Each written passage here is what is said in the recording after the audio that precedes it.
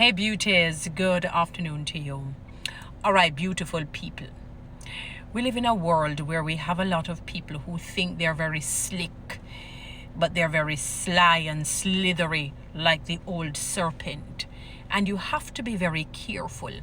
And what some of them try to do, not all, but what some of them try to do is that they create a villain out of you, meaning you have never done them anything. You have never wronged them at all.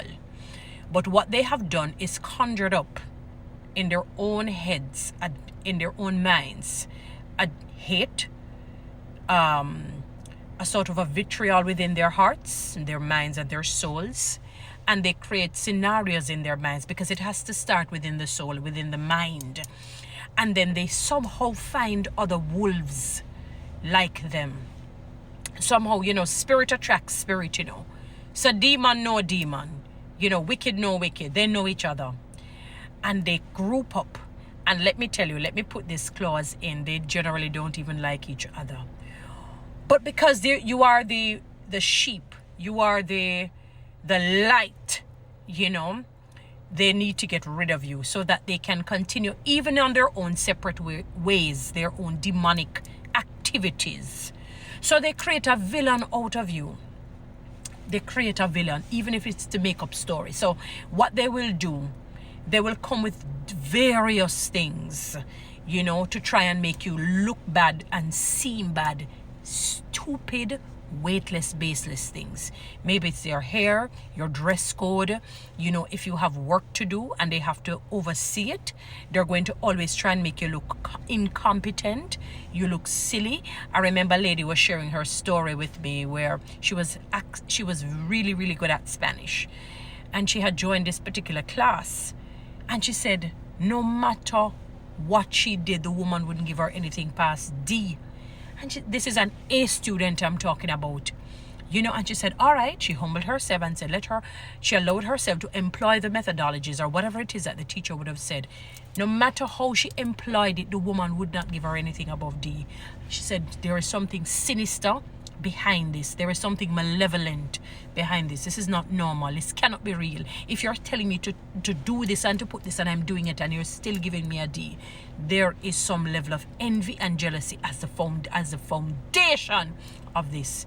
And she went to the principal and said, I cannot prove this, but I know there is some envy and jealousy here. Because I'm not putting myself above where I ought to, but I'm also not putting myself below where I ought to be. I know I'm good at this. And the principal somehow maybe that principal has gotten complaints before and said, all right, I'm going to change your class. And she did. And when she did the very same thing and got her A's. That is how she knew that something was sinister behind what this teacher did. Maybe the teacher felt just somehow sensed that she would have been better, as she grew older, and it bothered her. So she wanted to make her look incompetent. And I remember somebody was sharing with me, that, she went somewhere to work. From the first day she knew that this woman would be like a nuisance to her, would be trouble to her. And so said, so done. No matter how she write her things, let us say she had a report to do or something to do, the woman would always make her look incompetent. She would, demolish the report, for example, or whatever it is that she had to do.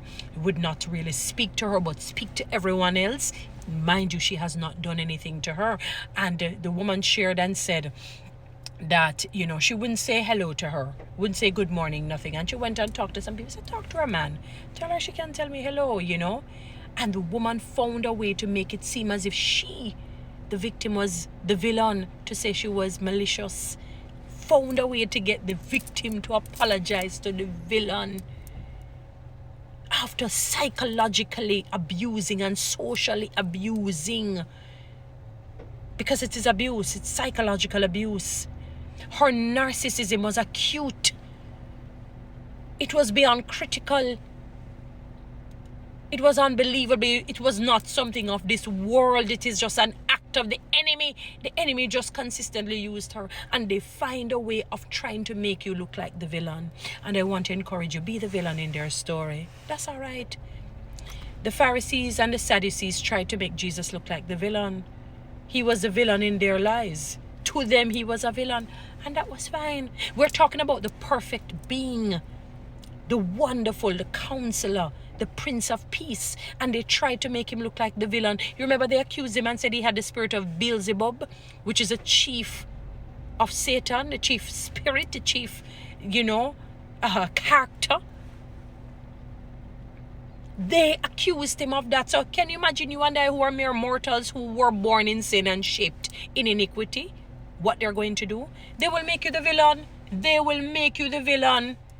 They can even use your own imperfections. That is not necessarily malevolent. Meaning somebody may have a weakness to, what can I use? Smoking. I mean, I don't smoke, and they find a way to try and create a villain out of you with just that. So it's not a case where you're deliberately and consciously setting out to do evil. There is a difference. And I've often said that you have people who are wicked and practice wickedness versus we commit wicked acts. Meaning I might say the wrong thing to somebody. I may do something that was just really not nice. And I say, God forgive me. And I try not to do it. There is a major difference. So be the villain in their stories. That's fine. We cannot change that. No, you could be Mother Teresa, Mahatma Gandhi. You could be Martin Luther King Sr., Martin Luther King Jr. You could be Nelson Mandela. I mean, you could be, I'm thinking of all wonderful people. King David, King Solomon. Yes, they're not perfect people, but I'm talking about people who are men and women after God's own heart. Esther, Ruth. It doesn't matter. Somebody is going to create a villain out of you to say that you're the villain. Even by not doing them anything. Sometimes they will even get you to apologize, and you wonder, what? How the heck did I reach this apologizing? You wonder for what?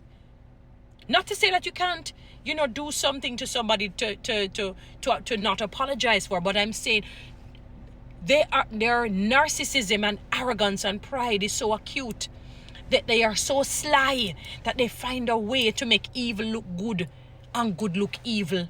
I kid you not. That's all right. Remain and be the villain in their stories. That's fine. If they want to say that you're this, and for those who want to accept and believe, that's fine. There are how many billion people in the world?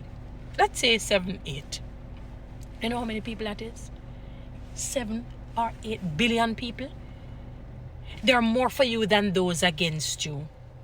Always remember that. There are more for you than those against you. And if you say, God, open my eyes so that I can see them more for me than those against me, He certainly will. He certainly will.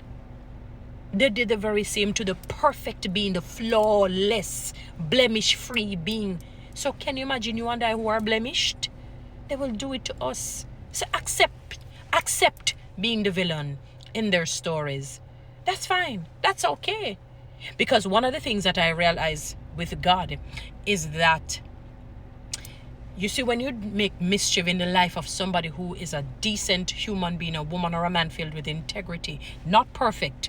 Notice I said not perfect, but they try their very best. They endeavor to do right and to do good in the sight of God. More importantly, and I guess in the sight of man to an extent. God is going to cause situations to happen where you have to depend on that person. I'm telling you, I'm talking about the villain will have to depend on that victim.